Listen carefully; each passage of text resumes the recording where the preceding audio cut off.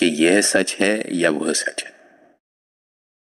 महाराजा जनक एक रात्रि में अपने पलंग पर सो रहे थे। स्वप्न में देखा कि किसी दूसरे राजा ने उनके राज्य पर हमला कर दिया और वे युद्ध में हार गए, बंदी बना लिए गए। उस शत्रु राजा ने उनसे कहा कि मैं मृत्युदंड तो नहीं दूंगा, आप सब कुछ यहाँ छोड़कर इस राज्य को के बाहर चले जाएं और इस राज्य में आपको कोई खाने पीने को भी नहीं देगा। अब ये राज्य बहुत बड़ा था, तो ये भूखे प्यासे चलते रहे। चलते चलते इतने शक्तिहीन हो गए कि अब चला भी नहीं जा रहा था। राज्य की सीमा पार की, दूसरे राज्य में आ गए। वहां एक गांव में देखा कि एक लाइन लगी है, सदाव्रत बट रहा है, गरीबों के लिए खिचड़ी मिल रही है।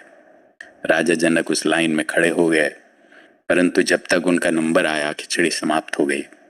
बांटने वालों ने कहा कि अब तो सब समाप्त हो गया, अगर आप चाहें तो जो खुरचन बची है वो मैं दे सकता हूं।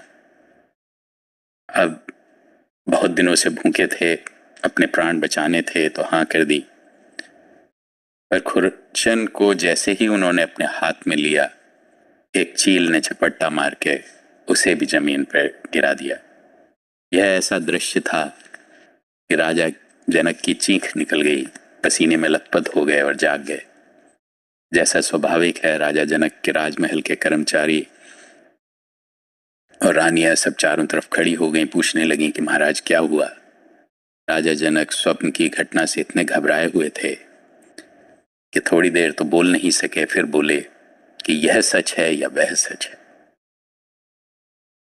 वे और तो सब कुछ भूल गए, बस यही दोहराते रहे कि यह सच है या वह सच है। राज कार्य करना बंद कर दिया। जब यह बात गुरु अष्टावक्र को मालूम हुई तो राजमहल पधारे। राजा को अपने सामने बैठाकर समझाया कि देखो, न यह सच है न वह सच है। तुम दोनों में केवल दृष्टा थे, तुम यहां भी थे, तुम वहां भी थे, तुम केवल देखने वाले थे, इसलिए दृष्टा भाव अपना।